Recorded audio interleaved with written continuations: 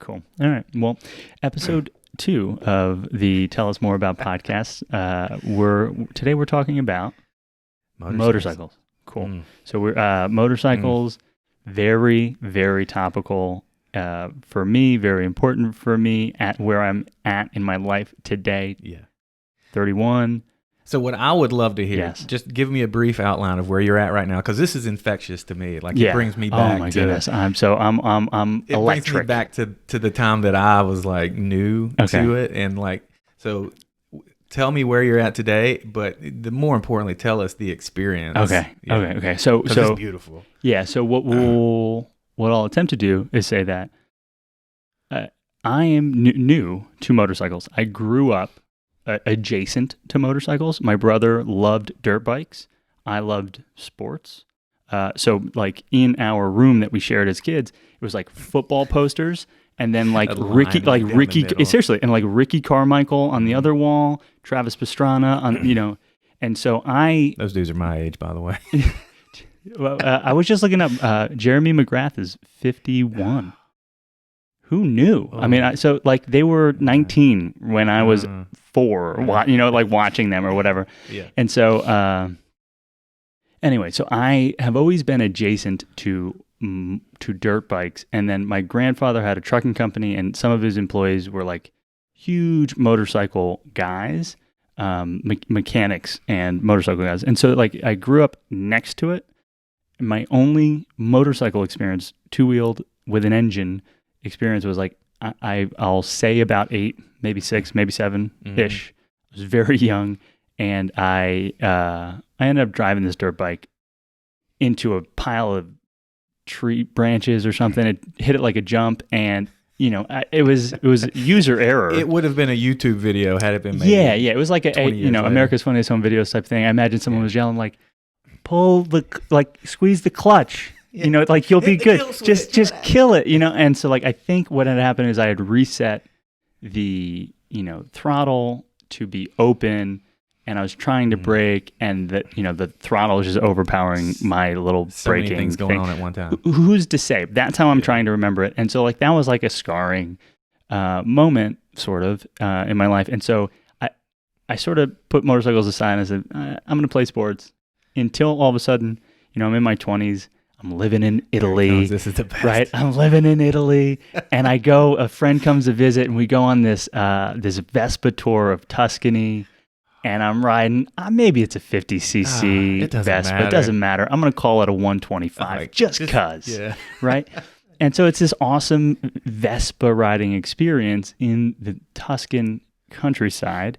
And then I go back to Italy, and I make these friends with these like 19-year-old Italian kids who are, parents are American, but they born in Italy, grew up in Italy, and they got like a bigger Vespa, and I'm riding on the back with 19-year-old Italian kids leaving Florence into the hills of Tuscany, and I'm like, it's intoxicating. It's like it's this endorphin thing. It's amazing. I go mountain biking 3 years ago, and I was like, it was a meditation. Like the speed on 2 wheels brings you into your body in a way that I have not necessarily experienced, maybe since playing collegiate sports, with the same level of like, I am only in my body paying attention to what is happening right now. Nothing else matters. And so, I start thinking about what would it look like to get a motorcycle. And so just before leaving New York, I'm like looking up some motorcycle safety courses in New York State.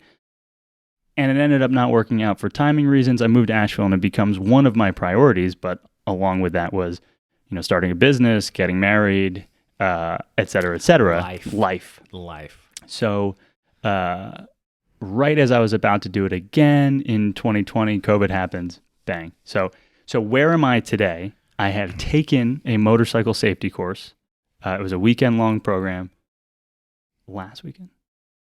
2 weekends ago. 2 weekends ago. And so I have, call it 10 hours of on motorcycle experience. I am constantly looking at gear.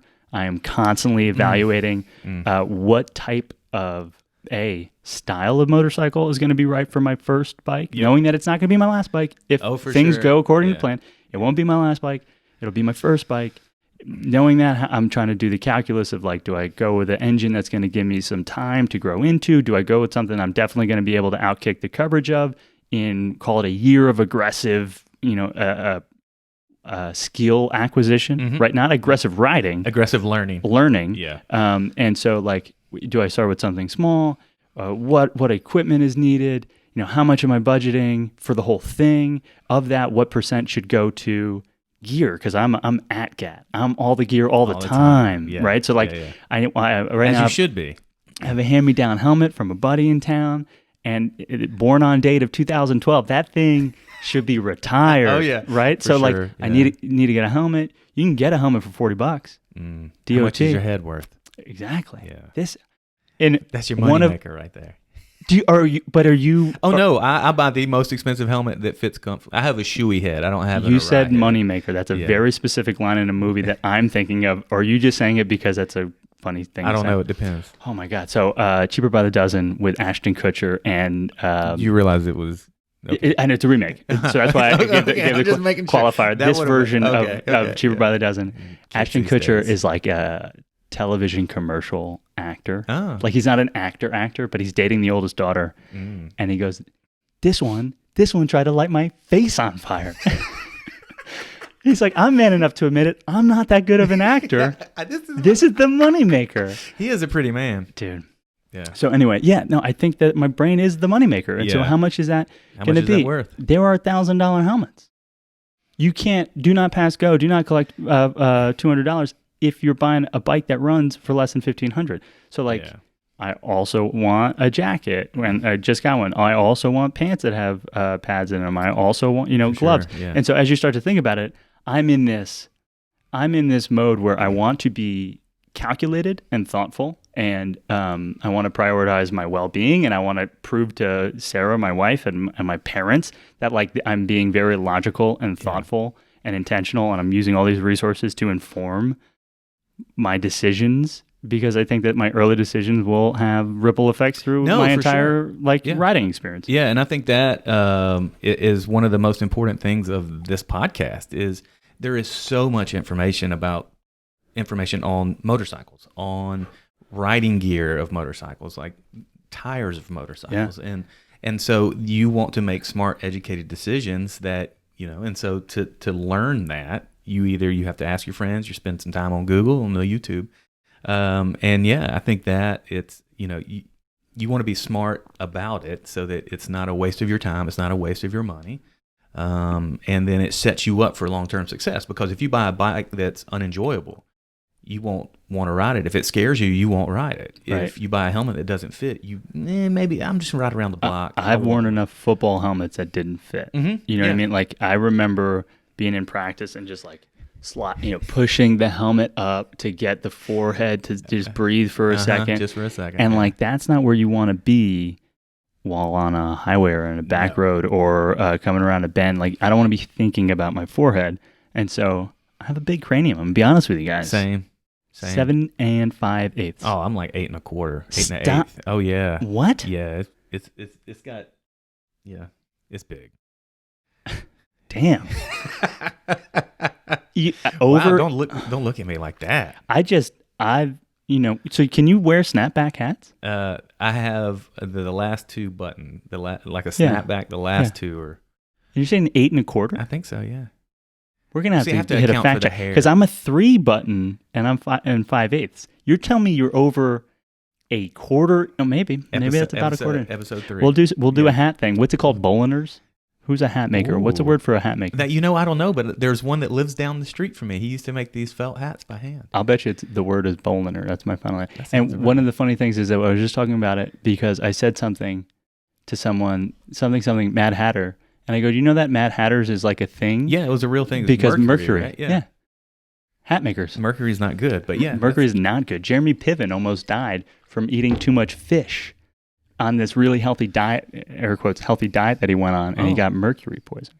Same with Tony Robbins. But Tony Robbins is this super machine who ate the least interesting diet. It was all fish. And he took a blood sample. And they sent it off to some like UCLA, Santa Barbara or whatever, right? And the graduate student who did the blood reading asked the doctor, when did this guy die? Oh. How long ago did this guy die? According to whatever there's some conspiracy theories out there, I'm sure. Because they're saying like you the order of magnitude on whatever the blood reading is like 1 to 10 is the thing. He was in the thousands. Oh, so like it doesn't even make sense. He just blew the scale. He blew the scale. And he's like, amazing. oh, I thought I was just getting older. They're like, dude, if you weren't you would have died. That's amazing. Yeah. All right. So motorcycles. Yeah. So that's what. So hearing those stories, and I think that's the other. So the first side of the tell us more about is just informational for the person seeking the information. Yeah. What is cool for me as someone who, I'm going to use this term loosely, has the information, has the experience, is to see that kind of like excitement again. Yeah. Because it takes me back to I grew up in rural South Carolina, and as you can imagine, we all had dirt bikes, we all had BMX bikes, we all we just whatever. And in South Carolina, you can get a motorcycle license before you even get a driver's license at the age of 14. And so I grew up with them. My dad had a motorcycle when I grew up, and I came to find out that before I was born, it was legitimately my dad's only form of transportation. He just rode a motorcycle everywhere. Yeah. And so they just kind of always been around. And so I've owned a number of them, and of all different types and sizes and styles. And you raced? Yeah, raced. Had a couple of track bikes, race bikes, and what type of roads were you racing on? So these would be closed circuit tracks. So that would be like Road Atlanta, Virginia, VIR, Virginia International Raceway, Carolina Motorsports Park in it's in South Carolina, kind of the eastern part of the state. Roebling, as people would call it, Roebling, down in Savannah, Georgia. Okay. These are just small like tracks. And so it's not like NASCAR, just one constant left. Well, right? Roebling's is a rounded square basically. Okay. But no, for the most part, we are motorcycle racers do closed course races that are road courses. So they're left and right turns, elevation changes. So you were in like a leather onesie, full on, yeah. You doing knee drags, all that stuff, yeah. That's nuts. But I'm also like, I think, combatives could be a future conversation because I'm very interested in learning about that as a concept. But like, I think that all things are good when the novice can look to the highest level of the thing and appreciate it and have a sense of what the road to that might look like. Yeah. Right. So it's like, while I'm not I don't know if I'll ever drag a knee because I'm in a race or because but I would like to know how to. Yeah. You know what I mean? Like, I don't think I'm ever going to do it on a street, but I'd like to do it I'd like to do it in a parking lot, like to learn, to get the skill acquisition so that if I ever needed to. Yeah, because it does help you corner with better stability and faster and with more control to be able to do that. Yeah. And to know where the edge is. Yes, for sure. You know how to avoid it or get up close to it when you need to. Yeah. And I think that's one of the many things that I find driving all of this for me is in the chess match of what is the world looking like? It's silly, but our version is in this post-apocalyptic future. Sarah and I are walking with a shopping cart of stuff, and there's a motorcycle, and I don't know how to drive the motorcycle, and so it's not useful to me. First thing, ride a motorcycle. Yes, there you go. Don't drive it. Yeah. Great point. There was something else that I just did recently where someone was like, that makes you sound like a noob. Oh, with watches, I called it the face. Oh, it's not instead of a dial? It's not. It's the dial. Now I know. Yeah, that's okay. So, but yeah, I don't know how to ride. I don't know how to ride the motorcycle. Yeah. I can't save my family in this post-apocalyptic future. You're Will Smith and I Am Legend, and you're just standing there getting ready to be eaten by some zombies because you can't get on the motorcycle and turn it on. And so, those things, silly as it might be, are part of the driving force. And then, it's one. So another conversation that we'll eventually have is like with a pistol, right? It's one thing to have one in your nightstand. If you don't have competency, it is probably more dangerous than not having one in your nightstand. For sure, yeah. And so when I think about a motorcycle, it's like, cool, check the box. I took the test. I have the endorsement, and there's one in the apartment parking lot. Now what? Like, what good is it? Like, is it good? Is it just a liability? And I want to, knowing that it will always be more dangerous than perhaps not having one, I want to pull down the liability by increasing my capacity. Yeah. Yep. Yeah. And so how does one do that? It's talk with friends. Look at the YouTube. But so one of the things that draws me to some of these more unique things that I like is they are typically skills. There's something you have to work at to get better. You can't just buy your way into it, or there are some things, but you spend time with friends, you spend time online, you spend time talking and learning, and doing the thing. Doing it it's like you have to understand some of the principles of it before you get on a motorcycle, but for the most part, the easiest way to learn is just to do it and do it in a safe environment, where the risk is very low. So motorcycles have been something I've enjoyed my whole life, sometimes more than others. Like right now I have 3 kids and no motorcycles, and a number of years ago I had no kids and at that time 4 motorcycles. Wow.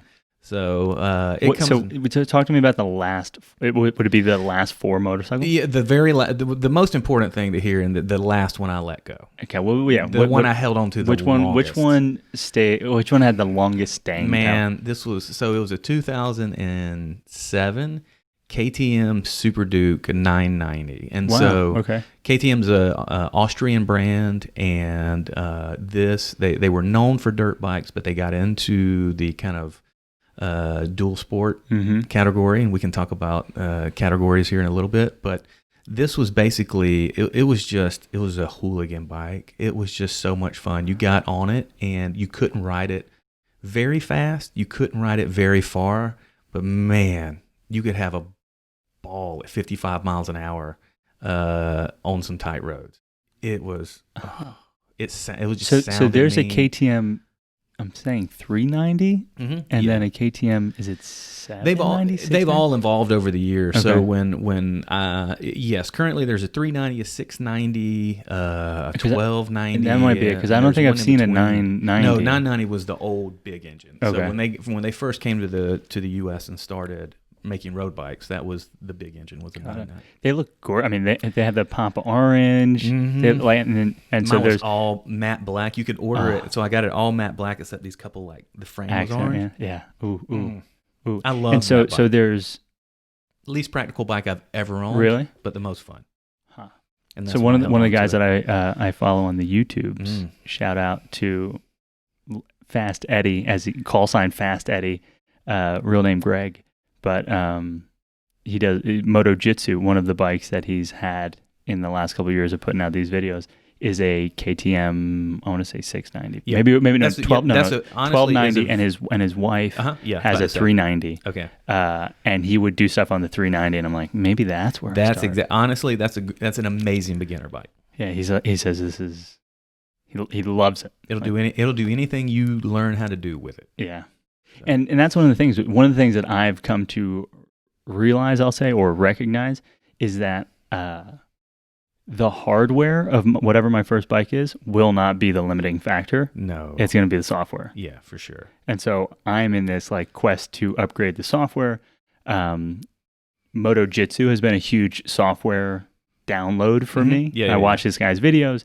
I mentioned combatives. He treats motorcycles like jiu-jitsu, where there are belt classifications. Yeah. And so you would do these different drills, we'll call them, in different time intervals, or with different, I'd say, diameters of circles where you're making turns or U-turns, and the tighter it gets, the harder it gets, and the faster it gets, the harder it gets. And so you would go through bike by bike you'd have a white belt through a black belt on Oh that yeah, bike. yeah. And then part of black belt is having a rider on the back. So going to yeah.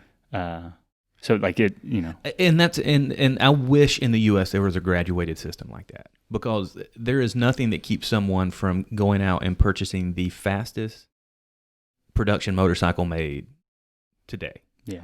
You The get your Busa or something like it. I don't know. You know, it depends on what you call it, just like raw horsepower, straight line speed. Like there is nothing that keeps anyone who just goes and gets a motorcycle learner's permit. Yeah. Not even like you can go take the test at the DMV, check a bunch of boxes, pass, drive from there in your car to a motorcycle dealership and purchase a motorcycle that will go over 200 miles an hour with no restrictions. Yeah.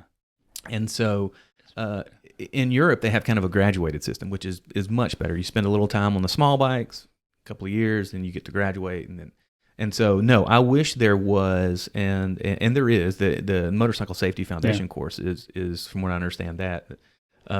But I wish there was kind of a linear, kind of like a belted process. That's amazing. I didn't. Those kind of things didn't exist when I was coming up. We just fell over a lot. Yeah, so I mean, the ability to buy something that is well outside of your capacity, seems to be able to be paralleled in a bunch of different spaces. Yes. So it's not lost on me. I don't think it's lost on us. That's one of those rights of perhaps being an American hoorah. Which is, I think it's a gift, and it's also like with great power comes great responsibility. And so I'm very aware of my ability to buy something well outside of my current capacity.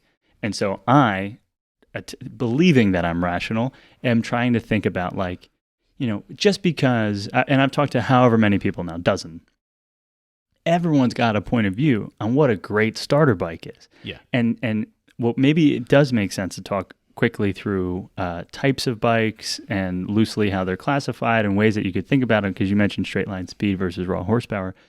But the difference between what some people say is a great first bike is so big to me that I'm like, by what standard are we all collectively deciding what a good starter bike is? Because if you're going, so displacement, right, the size of the engine, typically measured in cc's, which I believe is cubic centimeters. Correct, yeah. Cc's. I have heard people say, you know, 900s are good starter bikes. And I'm like, what are you talking about? The only thing I've ridden is a 125 dirt bike, 250, and then I just rode a 250 Suzuki standard body. So it's like, if I've only ever done 225 or 250, and its horsepower, according to the internet, is like 17. You're going to tell me that this 900 is also going to be a good starter? You get the 150 horsepower motorcycle. What? Yeah. So, you know, I'm looking at, I've been sent links to Moto Guzzi's that are 700 cc's, to, you know, these KTM Dukes that are... There is a difference. Like a cruiser... So let's talk about it. All right. So we're going to do the classification, layman's classification system to motorcycles and their hierarchy. Because it's all a family tree. All's got two wheels and an engine. Yep, that's right. And so they're motorized bicycles. The easiest way for people who are not maybe into motorcycles or know anything about them is to equate it to things they do. And so how the automobile world is divided into different segments, motorcycle world is the same. So you have your, you know, small commuter cars that get great mileage but don't have necessarily a ton of capacity, cargo capacity, ton of horsepower. Two-door hatchback. Two-door, the hot hatch. And so, but there are race versions of those. But so you have your commuter cars, you have your four-door sedans, the family cars, you have sports cars. You've got the Corvette, Porsche, you know, you have your SUVs, you have your trucks, and then so it's roughly broken out the same. And so in within those big categories, there are, you know, categories within those lower kind of classifications. But so we'll start, there's in motorcycles, there are basically what we're going to call your standard bikes. And so these are no plastics on them, no fairings. So within that, you kind of have your cruisers, You have your those would be like your Harleys. Those would be like the Yamaha, Vulcan. Anyway, Indian motorcycles. Yeah, any like classic Sons of Anarchy style. Yeah. Like motorcycle gang. That's your cruiser. Yeah, you're seeing metal. Yep. You're seeing painted tanks. Yep. And then you have more of your what they would be referred to as kind of cafe bikes. And so these are your commuter bikes. They're kind of a little bit smaller, meant to be ridden. Usually, are kind of around cities. And so that's kind of your standard. You have your sport bike. Sport bike classification for motorcycles for very general is one that has a full fairing. So that's fully wrapped in plastic. You don't see the engine. And that's for aerodynamics. That's for, aerodynamics. Those are made to go fast. Those are made to go either around a course or straight line speed, but those are designed for speed. And then you have kind of your dual sport, and you think about that, that's more along the lines of the SUV, where they have a little bit of off-road capability. They have a little bit of on-road capability. They're not great at either, but they do both pretty well. You've got your dirt bikes, and so dirt bikes are your, that's their own little separate thing. Everybody kind of knows what those big are. Big knobby tires. Yeah, no lights, no turn signals, and you go ride them, do big jumps on them, or you can take them out in the woods, ride them out in fields. And when I see dual sports, I typically see things that, walk like a duck, talk like a duck, look like dirt bikes. Yeah. Sound sometimes like dirt bikes. Yeah. So in the dual sport category, there are bikes that lean more toward off road and less on road performance, and then there are bikes who lean more on road performance but have a smaller percentage of off road capability. Yeah. And the primary thing that you would do to make it one way or another is change the tires out? Geometry and tires. Okay. And so gearing as well, but you kind of get into the nuance of it. But the easiest way to look at it and tell if it's got knobby tires, it's made to be mostly off road. Makes sense. So those are kind of the big picture. And then you've got like your subcategories. Some people who would look at Vespas. Yeah. Well, like 125. So in the U.S., you don't need a license to operate anything that's 49 cc's and less. So all the mopeds in the U.S. are all 49 cc's. If you need anything bigger than that, you have to get a license. You're supposed to get a license to get insurance on it. And so then you get into the 125s and kind of even up into the 250. Yeah. So. Dang. Cool. So that makes sense to me. I'm trying to think of where someone else might get lost. So one of the things we talked about is so here's the other classification process that worked out really well for me because I had never thought of it. Yeah. So like the way that I've recently come to understand motorcycles as differing styles is, and it lines up perfectly with what Miles just talked through, but it's perhaps a layer above that, is based on how the rider is seated on the motorcycle. And so standards, which is where Miles started, you would see a rider in a position where their feet operating the rear brake and the shifter on the left side are effectively under their hips. So a standard motorcycle looks a lot like a guy riding a bicycle that has an engine between his legs. Exactly. So upright, normal posture. A cruiser style would see legs kind of kicked out in front, and this is a very traditional like Harley look. Yeah, American. Where and you're dipped. Your back is dumped out. Your feet are out in front on like big foot stands. Those bikes are typically a lot lower as well. But the key is that their feet operating the brakes and the shifters are out in front. Hands can be wherever, but feet are out in front. And then on a sport bike, feet are behind the hips, and that means you're leaning forward, in like an attack kind of upper body position, but your feet are operating the foot pegs behind your hips. And so it's those three as the higher distinction. Yeah, that's a great, So you kind of sit upright on a standard, mostly all your dual sports, you're kind of upright. You're kind of leaning back in a lounge chair in cruisers, and you're kind of leaning forward in an aggressive position on a sport bike. Yeah, that's great. And so then there are like some crazy versions, right? So you have, campers, right, as a van, touring bikes. Oh, my father-in-law had a Ultra Glide, a Harley Ultra Glide, which I think that's the model. It's the full dresser. It's got the lounge, like the suitcase in the back, and with the armrest in it. It had a cup holder, had a radio. Dude, cup holder on a motorcycle. It Let's was talk legitimately like riding in a lounge chair. It was awesome. And so that is one of the few things, or one of the things that not like Harleys are an American invention because American roads are so different than European roads.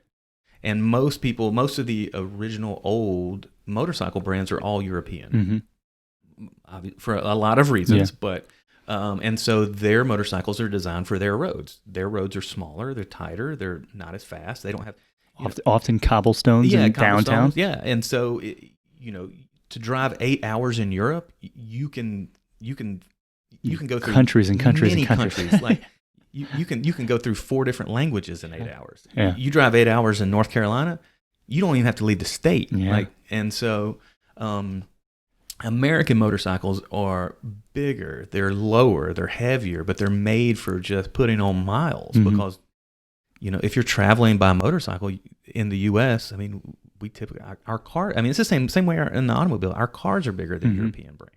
Yeah. And so that's when you think about like the style of bike that you like and the type of riding you want to do, think about, what is it that am I excited about? Is it hopping on a cruiser and just putting in the mileage, or is it you want to go up in the mountains and ride some curvy roads? And so one of the things that I've also come to sort of believe in and see is that there's no wrong answer to the bike that calls to you, or to the style, to the foot position. And you might have one of every style eventually. Ooh. It's been known to happen. Ooh.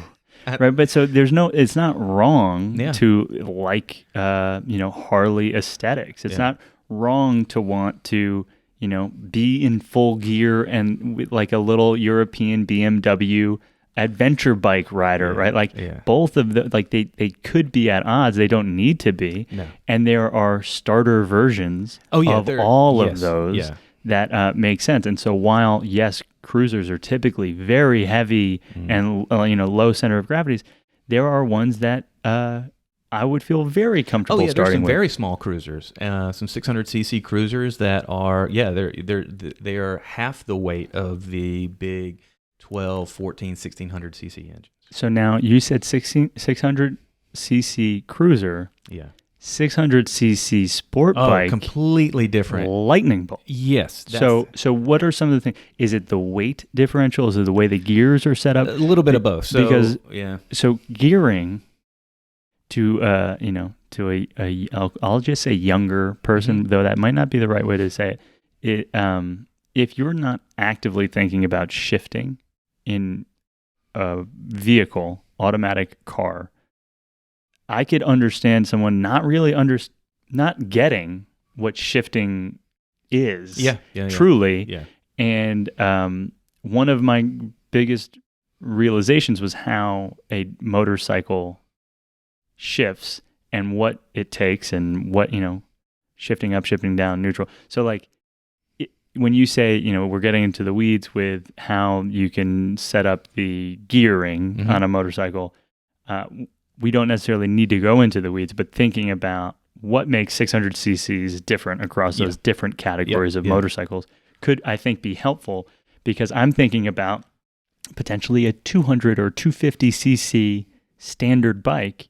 But as a cruiser, does 200 even get it to out of first gear? If it's I think they have a couple of 250s out there that are a little, but there, and so it is to go back to the automobile analogy for people that understand, like you can have a V8 in a truck and a V8 in a Corvette, and they be the same engine but perform drastically different. And so same thing for a sport bike versus the cruiser. So if you get a 600cc cruiser, which is a good size engine, but makes a lot of low end torque. It's typically a 2-cylinder V-twin configuration. Those don't make super high horsepower. They don't rev really high, but they have good low end torque, and they give you that good, potato. And so a 600cc sport bike is a 4-cylinder. And just because there's a chance, low end torque, meaning you're in first gear and your ability to turn the tire over is high. Yeah. So just because in general, in motorsports, torque is from 0 to 60. Okay. In general, Yeah. horsepower is from 60 to 100. And so that the acceleration and the acceleration that you feel from 0 to 60 is typically based on torque. And the acceleration you have from 60 to 100 is based on the horsepower. Huh, and cool. so with a sport bike, a 600cc sport bike, it has a lot of horsepower, not a whole lot of torque. It's designed not to run below 6,000 RPM. And it's designed to stay in that 6,000 and up to 14,000 RPMs. And so it's a high-strung engine. It's really twitchy. And so that's harder to ride and less comfortable because it's always screaming at you. And so that's the difference. The V twin, it will redline at 6,000 RPM, and so it operates best from 2,000 to 4,000.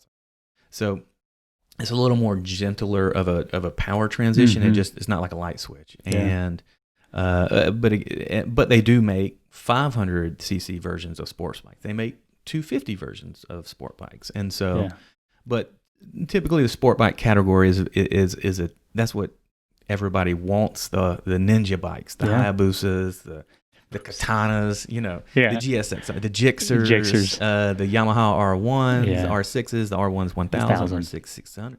And so every manufacturer of sport bikes has a 600 and a 1000.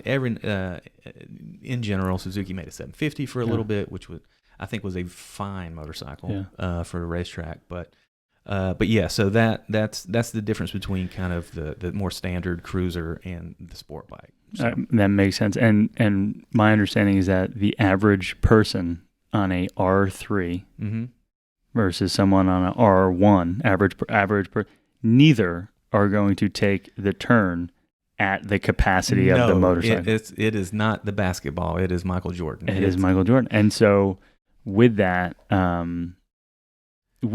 being as potentially confusing as it was for you, listener, who does not know much about motorcycles, what I'll say is that makes a lot more sense to me today, 2 weeks after taking a motorcycle safety foundation course, than it would have 2 days before the motorcycle safety course. I cannot stress this enough. There is such a difference being on a motorcycle than watching someone on a motorcycle. I've watched so many hours of people talking about shifting, talking about handling turns at low speed, talking about handling turns at high speed, talking about counter steering, talking about all of these concepts that, like, my logic, my intellect, my brain thought it understood those topics. In practice, fundamentally different. And so many things clicked. Here's an embarrassing truth that I will normalize for anyone else who's thinking it. So everyone says it. Excuse me. Motorcycles are 5 speeds.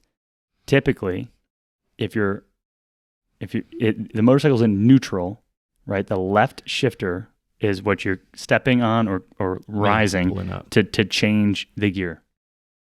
Down is first gear. Yeah. I got that. You watch one video, you see a picture, down first gear. And then it's back to neutral. Second, third, fourth, fifth, sometimes sixth. Yeah. I don't know, guys. I thought that maybe if you got a little too excited and you cranked up, you could jump from first to third, first to fifth, right? Because somehow or another, I thought it might have been like a clock that's angled from, call it 45, the minute hand of 45 to the minute hand of 55, and all along those minutes are gears. All within there, And so I thought you needed to be like pretty specific and second, just third. Bang it out. And so it's one conversation with one person who might go, I can't believe a human's ever thought that. Yeah. Because it does. Why, if you've been riding since you were 13. I just take it for granted. When I heard that, I was like, oh, I could see how. Oh, yeah, that would be confusing as hell. And so I'm like, I imagine kicking down could shift all of these gears, and then you're engine braking, and I'm going right over the front. You lock up the rear tire, and bad things happen. So, or you shift up too many gears, you stall the engine out, bad things happen. And so imagine, just dozens of, I argue maybe hundreds of hours of video. And that's a thought that I needed to experience to know is true. In person, you had to get the bike on. Yeah, because so the first couple times I shifted from first, because the gearing on my single cylinder TU 250 in first gear was real, right? And so like if you're just a tiny bit of throttle, it's not sure what to do, and so it's jumping. And so like the instructor said, second gear might be better place to do a lot of these lower speed. Second gear is effectively first gear in this specific setup. You just got to keep it over like 5 miles an hour and you're good in second. Almost every time I went to shift to second, I stopped in neutral because I didn't get that, like, there's no such thing as going past second gear. You can't shift too far. You can't shift too far. Yeah. Well, and then I will say your generation is at a disadvantage because 5% of new automobiles in the world are sold with a manual transmission now. And so you don't have any experience with a manual transmission, which again, I take for granted. Yeah. Like everyone that I knew we all had manual transmission cars because they were all our parents' old cars. Yeah. And so the fundamental knowledge and understanding of how a of a manual transmission works, we don't have to pick that up while having to learn how to ride a motorcycle all at the same time. Right. Which I can imagine would be just overwhelming. So I wouldn't say at any point I felt overwhelmed. There were all these moments where I was like, oh, but because in a 5-speed transmission car, I'm pretty sure you can go from fifth to third. You just got to get to neutral first. Some cars make you do it. The Corvette was the first one in the U.S. If you were not accelerating at super high, it would make you skip from first to third. Huh. Yeah. So there you go. So like I think I was blending these two foreign concepts together to think that if you go to neutral, you can go anywhere. And I'm like, how do I get to neutral from fifth? I guess it's it's like down a little bit. That's how. Yeah. And so that's a part of it. That was a big realization for me. I think counter steering and physically feeling what counter steering is a huge thing. It happens naturally. Like if you're on a beach cruiser, you're riding on a boardwalk, you're just having fun with friends, and you're doing a lean and left. Yeah. Like you're not actively thinking about it, but it's a phenomenon that can be disorienting because I'm pushing the steering wheel, the handlebars with the right side forward on the flat plane, right side forward. That means the front tire is pointing left, which means that if you're going slow, you go left. If you're going 5 miles an hour, you go left. If you're going over 5 miles an hour, 6 miles an hour, you dip to the right and you make a right-hand turn. The bike falls over and it leans to. But that's the physics of how it works. But it doesn't feel like that. Yeah, much the same way like riding a bicycle the same way does it. So that was fun. That was a really cool moment where like a concept became real. Yeah. And things are exacerbated with speed. So in a closed circuit track or very low populated mountain road, twisties as they call them, twisties, Highway 178, 130, 133, around here, it's an actual push, like because an object in motion stays in motion and it wants to go straight and you have to force it to turn. And so it takes that actual physical input of pushing with your right hand to make the bike fall over so that it leans, and the gyroscopic effect makes it take an arc around a turn. So. And at some point, that lean with enough speed and skill could go so far that your knee could touch the ground. Oh, absolutely, yeah. So you want to be elbows jockey. And knees. You want to be a jockey on a bike, like a horse jockey. You move around the bike so that it has to do less work. So the idea of you hanging off of a bike is you're changing the center of gravity. It to stay exactly. More vertical and have more connection to the road. Because your contact patch on your rear tire is about the size of a credit card. Wow. It's pretty small. On a sport bike, seems it's different for every bike, but so the further you tip the bike over, the less contact patch it has. So the idea is you want to keep the bike as upright as possible. Well, how do you make something that's going upright go around a corner? Well, you kind of make it tip a little bit, and then you take the center of gravity and you change it, offset it to the inside of the corner, and so you become the person dancing around the motorcycle.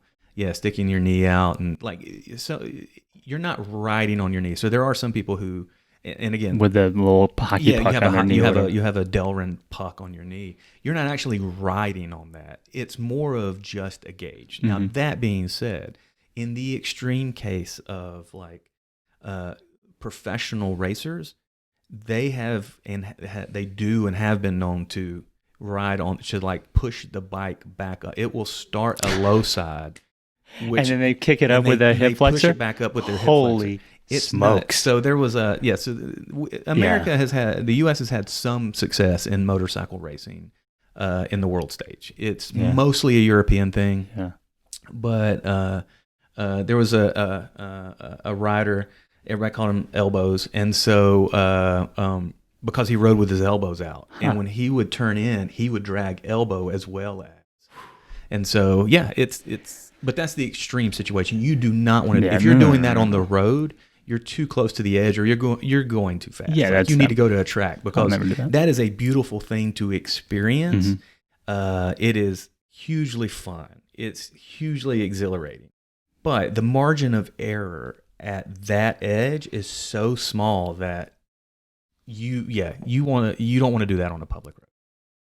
Absolutely not. I never will. That's my word to you, Sarah, my wife, and then parents as well. and so one of the things, but what you got to, which is something we haven't touched on yet, is the margin of error. Yeah. And what I'll say is that unlike pretty much anything I'm doing currently in my life,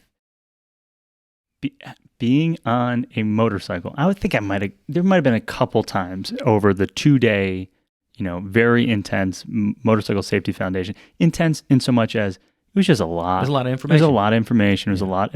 Nothing about it was like physically challenging in and of itself in isolation, but it was just a long, grueling 2 days.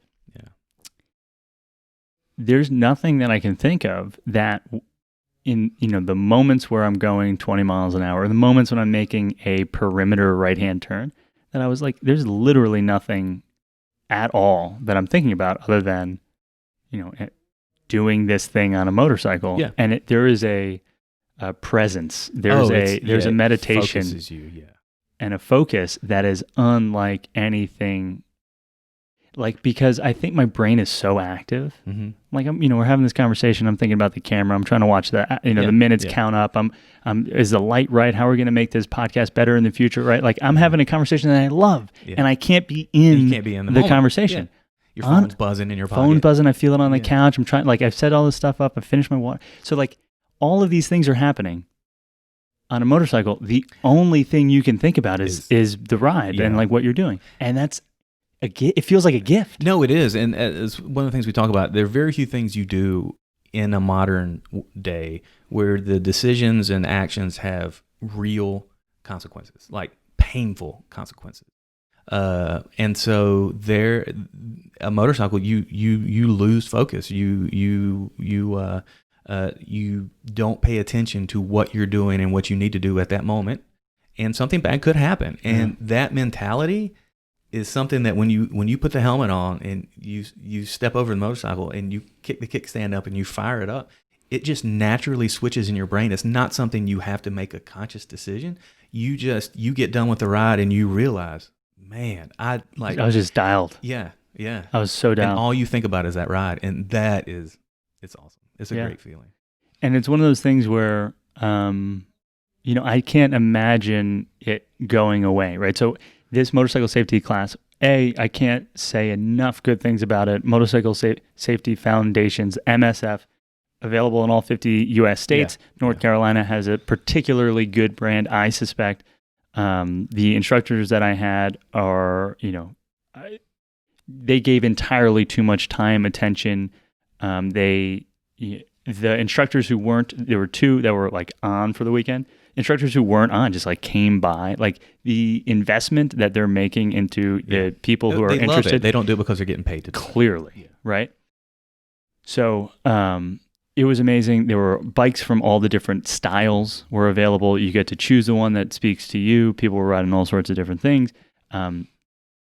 There were a handful. There were 12 of us, so there were less than a handful, but a couple gentlemen who were. I've ridden before, and my kids are now going off to college, like Oh yeah. empty nest kind of a thing, coming yeah. back into it and want to get introduced. That's I a big feel like deal, this is a thing that almost once you get it, it's got to be hard to It is. let it go. There are days when I'm riding home on really nice days, and I'm like, I wish I still had my motorcycle. Iconic motorcycle moment that might have given you the bug.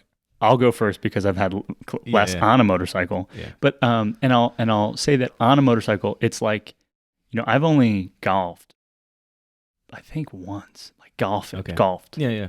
But I've gone to a driving range a handful of times with friends.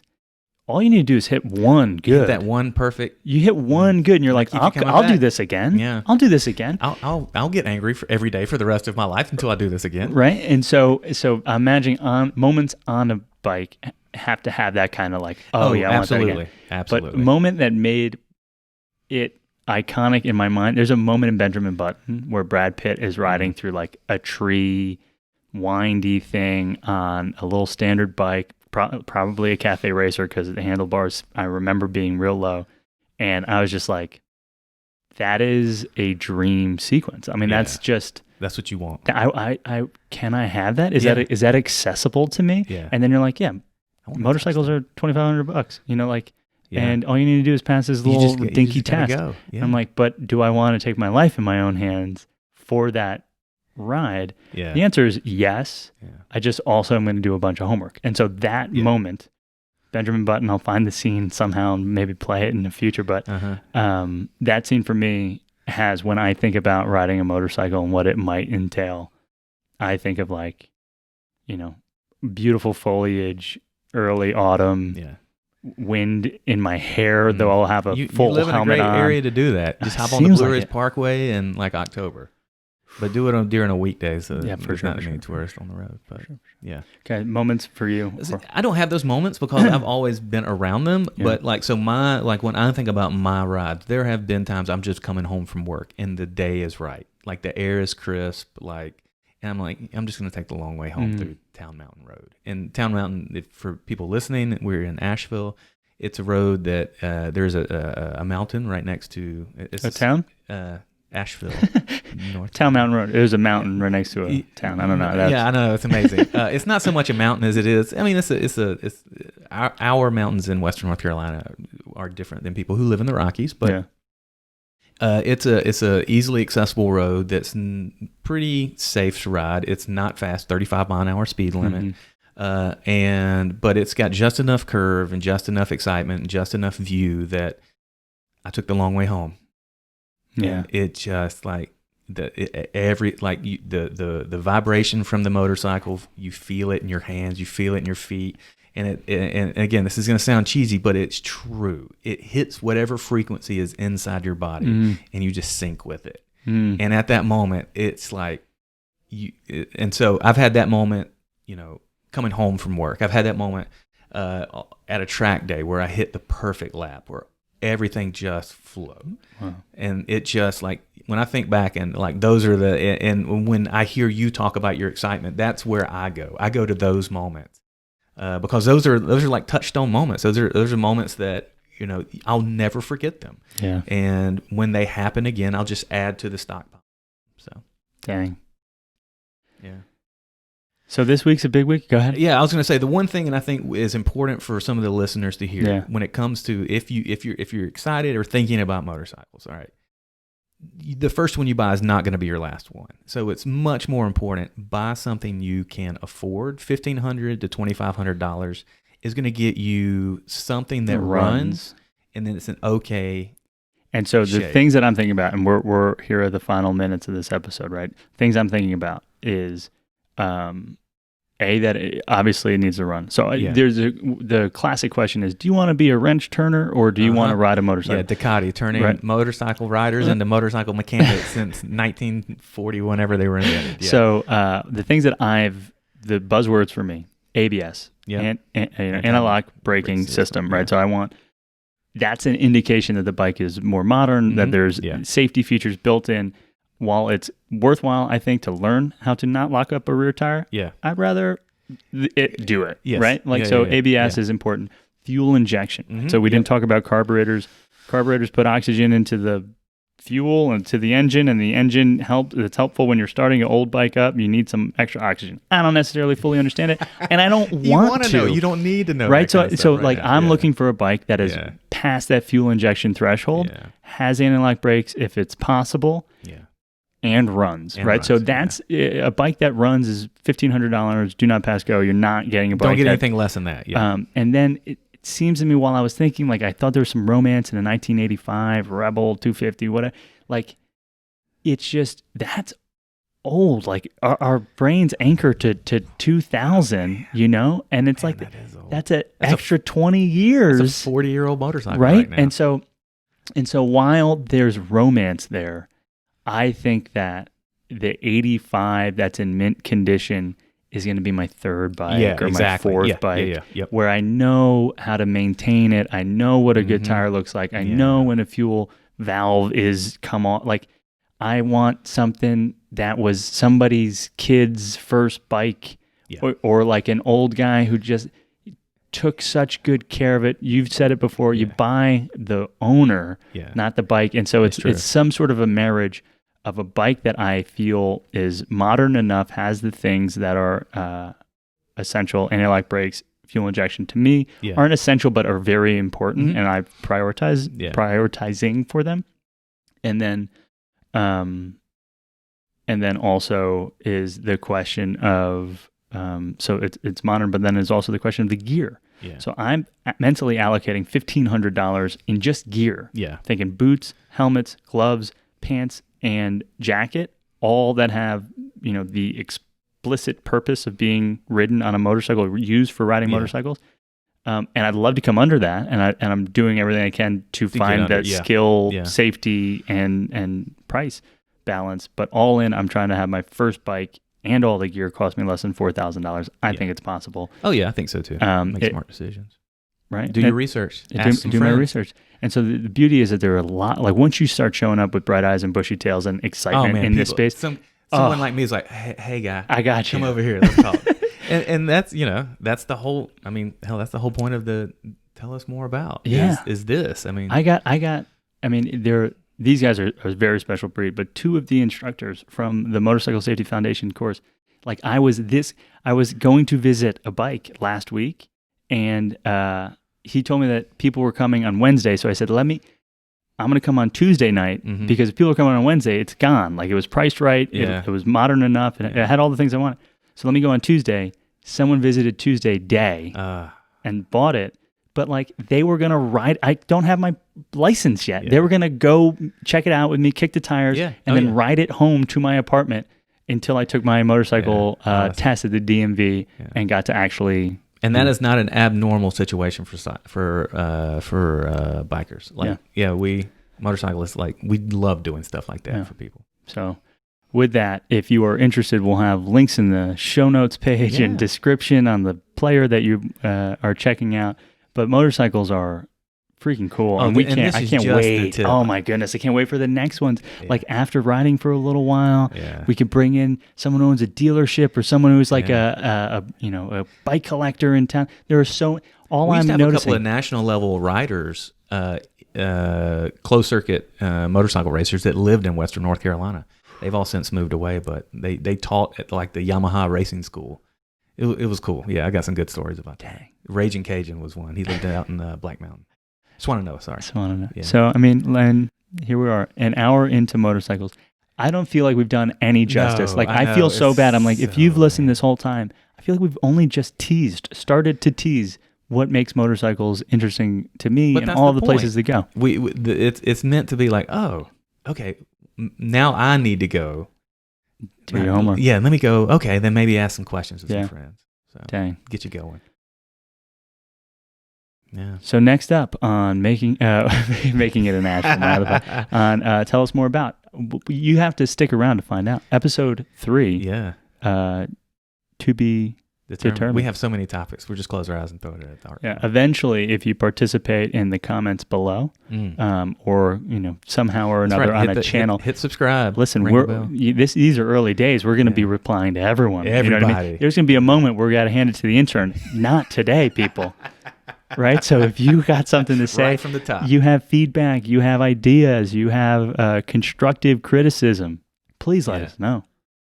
Miles Other than needs Miles to turn lose more. weight. Yeah, Listen, I got Miles enough needs on to my turn feet. to the camera. You're too pretty to There it look is. away I from don't the know camera. about that. Look That at these might be crow's feet. that might be the situation. We're going to talk about skincare. Yeah, that was huge. not episode 3. No. So if you're dying for skincare, stick around. Subscribe. Definitely going to happen.